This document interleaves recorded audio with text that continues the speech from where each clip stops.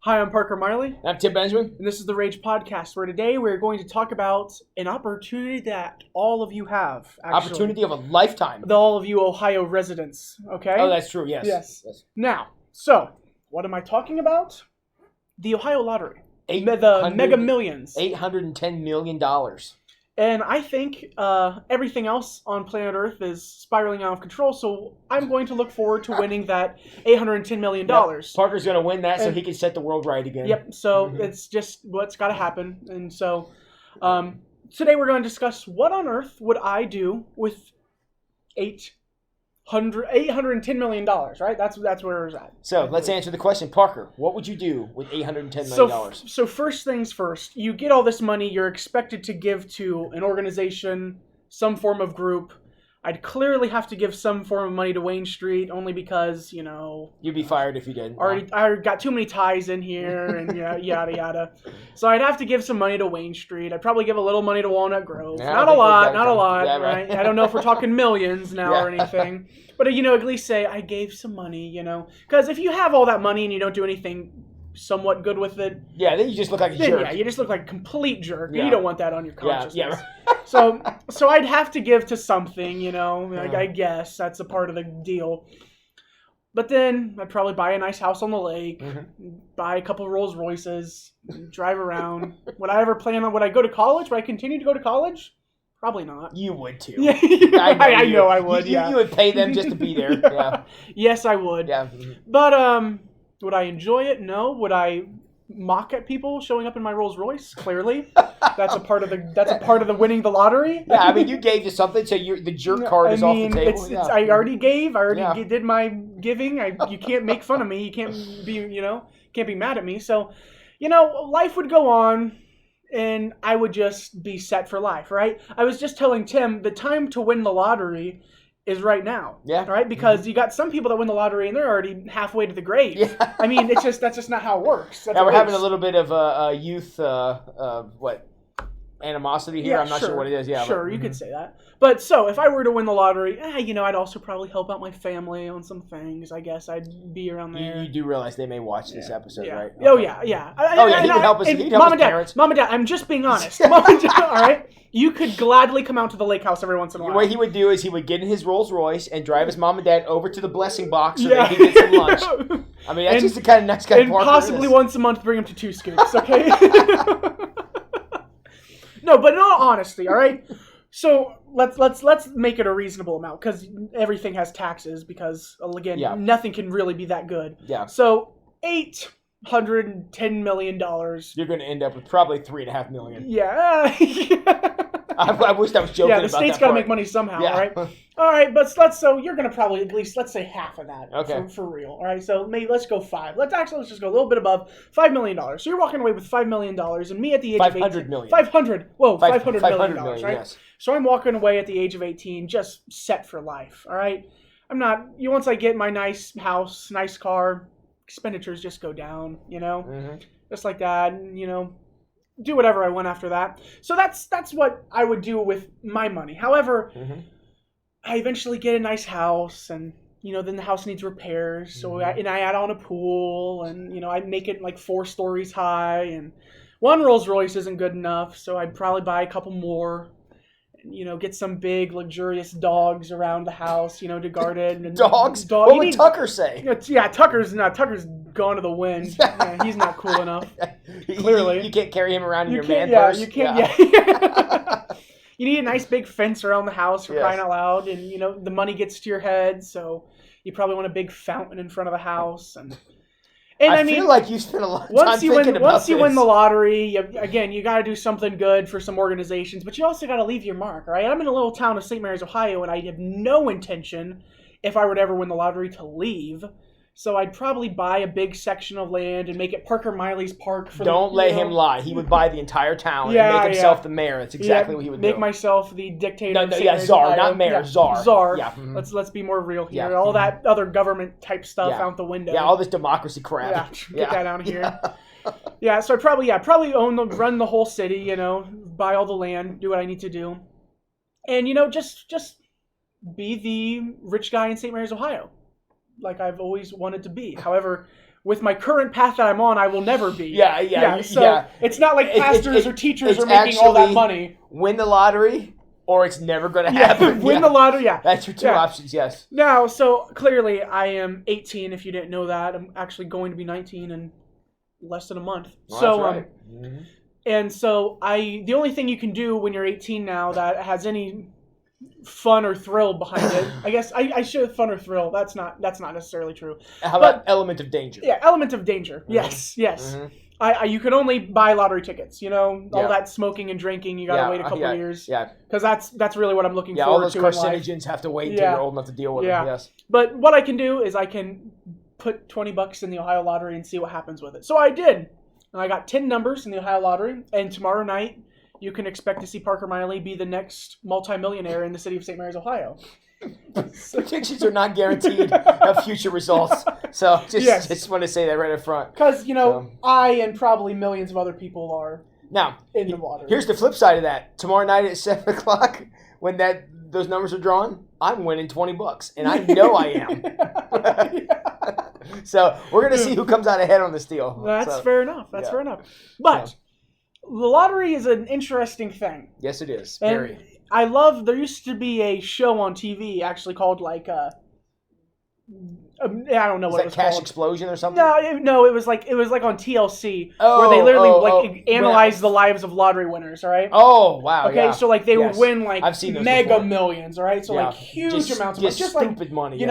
This is crazy amount of money we're talking about right now, and so somebody would walk away with inherits all this money. Yeah. Now, normally the show would be with the person that won the lottery that lives in the middle of nowhere in a double wide trailer that's falling apart, and they have no idea what to do with their money. And so, the first thing they do kind of what I said: buy a massive house, several cars. Of course, the house has to have a pool, possibly an indoor and outdoor pool. And the fountain. Don't forget that. And the fountain with a big statue of yourself, because that's how it has to be. And you know how much of that stuff you actually need? Yeah. None of it. Technically, I can say I am living with my 2009 Honda Accord, and the house I reside in with my parents is quite nice. Well, after he said he wasn't going to give him any, you better say something. Mom and Dad, the house you have blessed me with your childhood has been very nice. Yes. However, if I had millions, it wouldn't I be could as nice do a little better. $810 million house. Yes. Yeah. Yes. So let's break this down here. There's because this is going to be kind of where the part where Tim kicks in here. All right, but when people win the lottery and when people would watch these shows, it's because they would spend money like crazy. They just got all this multiple zeros in their bank account now. More money than their parents, their grandparents, and great grandparents could ever conceive of. Yes. More money combined together. Yes. That's so. Yeah. So this person just goes hog wild on spending all this money, and Tim being a licensed Tim being a wannabe psychologist has something to share with us. Yeah, well, and most of those shows he's talking about, because we've all seen them, when somebody wins this crazy money, they have absolutely no respect for it at all. And it goes through their hands like water. Most lottery winners, in fact, the vast majority of it, even winning crazy amounts of money like we're talking here, end up bankrupt because they have absolutely no idea how to deal with that amount of money. And there's something in us, I think, that, and it's probably the word I'm looking for is balance. Meaning, as easy as you get it, is how willing you're going to be to part with it. So if you work hard for that money, I mean, Parker and I together are not going to make $810 million in our lifetime. But easy. Yeah. Tomorrow night. Well, yeah, after tomorrow night I can make that prediction. But in that, but what money we do have, he has, I have, we work hard for. And I know where every dollar comes from, and I know where every dollar goes. I have an Excel spreadsheet on my computer, and I track all of that stuff. And working through that, I have great respect for what I have. And that's why, Parker was talking about it, 2019 Honda? Yeah, I have a 2009 Honda. Oh, 2009. Accord. Okay, yeah. Easy. Yeah, wish it was 2019. Yeah. Well, my car is a 2000 Volkswagen Beetle, so it's 22 years old. But you know what? I paid cash for that car. I didn't need a loan for it. And so I know where all of my money goes, and I keep track of it. If for whatever reason I, without even buying a ticket, won this money tomorrow night, I suddenly would have more money than I could possibly keep track of. I mean, I wouldn't even know. I mean, you hand me $5,000, which is nothing compared to the money you're talking here. I wouldn't know what to do with it because I don't ever have $5,000. I rarely ever have $1,000. So once that money comes in, I'm suddenly going to be like, well, holy cow, I'm going to go do this and I'm going to go buy that. And that money burns right through my hands as fast as I've got it. But the money I earn, the money I work for, the money that I'm serving here at the church and doing things and that money comes in, I know where all of that goes because I know where it came from. Because that money has a more importance on value than actually what it's worth. What you're going to buy with it. Say you have blank amount of money in your bank account right now. That actually money has more value than just what you can buy with it, right? Mm-hmm. Because you worked for that money, you put forth all these effort for that money and all these things. The blood, sweat, and tears you put into earning it, you know where all that came from. So therefore, you don't just give it out all willy-nilly, right? You I mean, just with, I remember when I was able to save up enough money from working at Subway to buy my car, right? So I was like, that's a big expense, but it was, you had to weigh your options. I was like, do I want to ride a bike and rely on my parents for the rest of my life? Yeah, and Parker probably knows this too because he was in high school more recently than I was. But I remember when I was in high school, if you walk through the parking lot, you could tell the cars the kids saved up and bought and the cars that were given to them. You could tell the difference. Now, the cars that were given, probably nicer, but they weren't taken care of better. They may not have been the fastest cars, the nicest cars, with all the coolest stuff on them, but you could tell the ones that the kids owned the car, worked for the car, took care of it, was clean, there wasn't, trash in it and things like that, and that it was taken care of. And you could tell that because that kid who bought that first car, just like Parker was talking about saving up his money from Subway, he knows exactly where that car came from. He's not going to be stupid with it. He's not going to put that car in, an over amount of jeopardy because he knows what it took to get it. Means he knows what's going to take to replace it. Mm-hmm. If I turned around and gave him a car, again, Parker's a responsible kid, so I'm sure he'd be fine. But he wouldn't take care of that car like the one he earned. Mm-hmm. Even given a kid with as much integrity as he has, he wouldn't take care of a car I gave him as much as one that he earned. And that's with anything in life.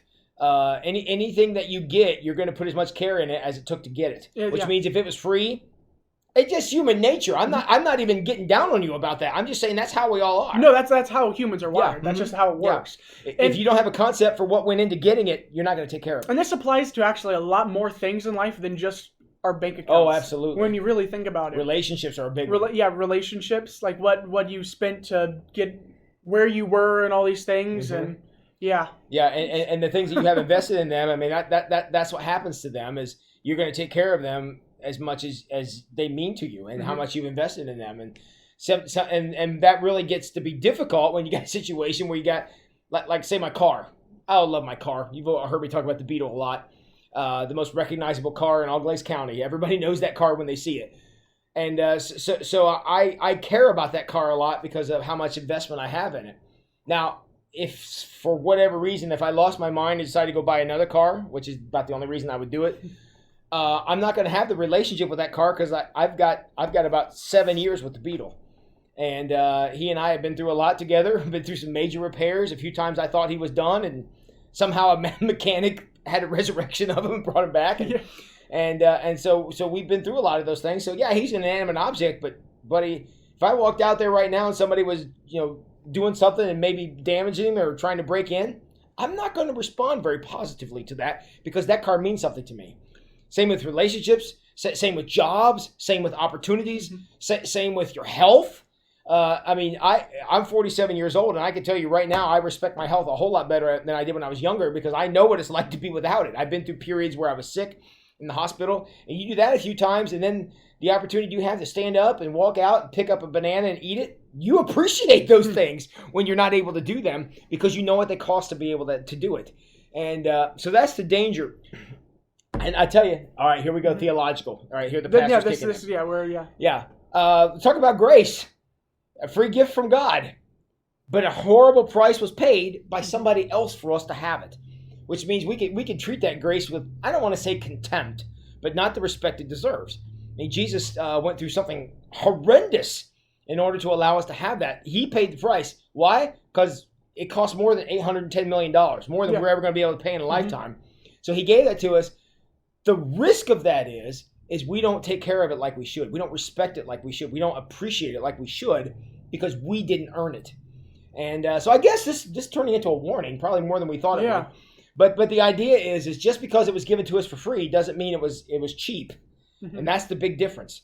It may have been a free gift from God, but it's not something that we want to take for granted or blow it like $810 million like Parker's apparently going to, because then it doesn't mean anything to you. But yeah. You know what? But this went actually a completely different direction where we think This is the glory of the rage. We really can go anywhere. These got so much better since we axed the pre-production meeting. This is what happens when you get two pastor thinking people together. You can really just go anywhere in the conversation. Today we're talking about Volkswagens and Jesus. So go Parker. Yeah. But I mean, like the whole concept is like, even like when like talking about like the relationships you have with any form of person, like you put value into those relationships from the experiences you've had together, from and it can be anywhere from husband and wife to coworkers and all those things like that. Like just like at a job, I have a lot of invested here at Wayne Street, right? Sure. I mean, it's the home church I went up to. They eventually gave me a job. I've been very blessed. I love the people I work with. Even this guy sometimes, I know. Shocks me too. But and I was like, there's so much invested that I have here. I mean, that's what makes me not just want to be like, okay, I'm going to start eventually like doing horrible at my job or whatever. Or take it for granted. Yeah. Take it for granted and just start leaving, and all those things like that. Like, because it cost you a lot to get to where you are now. Oh, yeah, it has. But, all those things like that, like even like my job, like I couldn't like, even with the relationships I have formed around my job, it makes me even more hold it even to a higher value of what I do, It makes me more proficient in what I do and more, and all those things like that. And I think that really applies in a lot of areas of life. Like I was not just handed this job. I mean, I don't think you could have. I don't think anyone can just be handed, especially a job like this. I could have maybe been handed a job at McDonald's, or Subway, Yeah. But like this job kind of required me to have prior knowledge and education and a certain standards type of standards, integrity, work ethic, and all those things. Yes. Yeah, and all those things. And so, like, I thank God someone saw it in me and was able to get me out of the sandwich artist title I had at Subway. Sorry, Subway. But so I mean, like, it took work, and I realized, all those late nights that I spent watching theological videos and reading, texting me about it, and reading crazy amount of books from all types of pastors and theologians and all those things kind of helped me out eventually. And again, it's still a job, but it's a job I love because he has a lot of investment in it. Absolutely. I have a lot of investment in it, right? He does. I can attest to that. I mean, this job here alone is what got me my, if you could say, second job, and now I'm a pastor at Walnut Grove, and it's just. And I have so much invested in and the value in it, and it's not like I could just show up and preach on Sunday morning to Walnut Grove and do the kind of job he does now. Yeah, give the enthusiasm, not give the value and importance I have in my job. Right. And I'll tell you, because of that, you're not going to take any of that for granted. Yeah. Yeah. And that's what it is, because it costs you a lot to get there. Yeah. Like I was talking this Sunday about, now I guess I'm going to go into part of my sermon, but it's just popped into my mind for some reason. Like I kind of went rogue on my sermon yesterday, as I don't know, the Spirit just laid so much on my heart in the middle of my sermon, and I try not to go AWOL, when I'm preaching, but sometimes it happens. And yesterday we have a group chat here of staff, and they're talking about the incident that happened for Teens for Christ, and what's going on in Lima, and I don't know everything that happened there, but I know the church often faces accusations like this, and it just ticks me off, because what happened is a leader in charge of an organization whose job is to you pretty much pastor, lead sheep and all those things like that, led them astray. Clearly didn't have some form of importance or value on what they were doing. And I kind of got up there and I started pounding my fist behind my pulpit, which is something I really haven't often done yet. But it just started happening, and I was like, so help me God, the world and the church don't mix. And when you let the world inside the church, all these things happen. I pray every hour of every day, and it's constantly in my mind. And I was like, I cannot let my church get under an attack like this. I can't let worldly ideologies and all these things seep into Walnut Grove, whether it be Walnut Grove, Wayne Street, or heck, any church in St. Mary's, because I tend to have ties with all of them.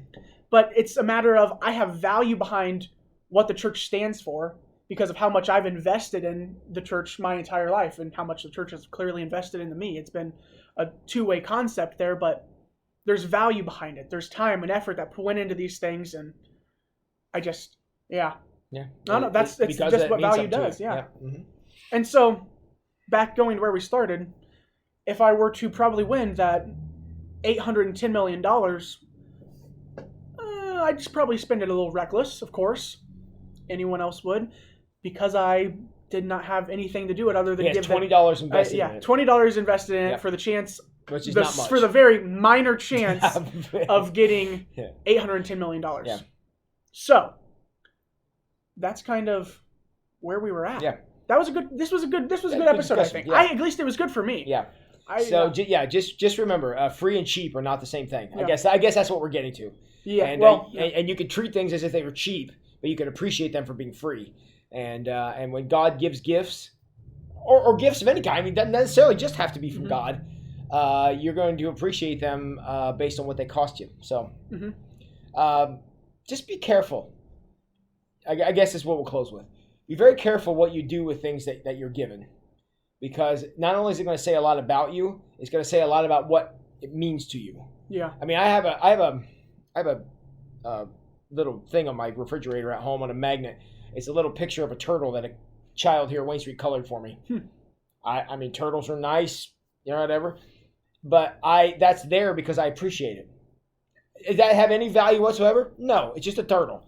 But some kid colored that for me and handed it to me one Sunday, and I stuck it on my refrigerator. It's been there for a long time.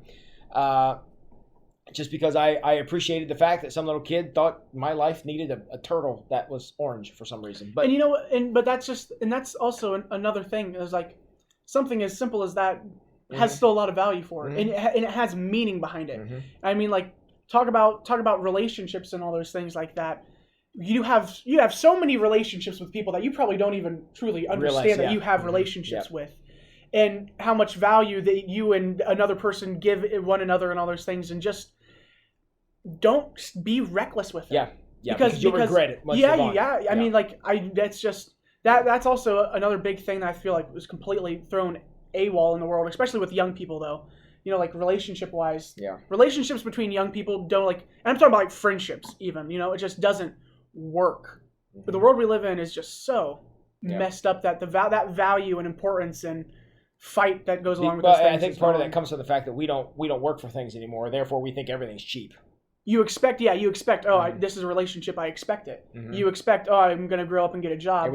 I think that's another thing. Everyone is expected that it's just going to fall upon them. They see your parents have a job. They see their older siblings have a job or whatever it is, and you just expect that this is all going to fall into a line. However, a lot of those things take work, and because of the work and effort that you put in it, it gives it a lot more value and meaning in life.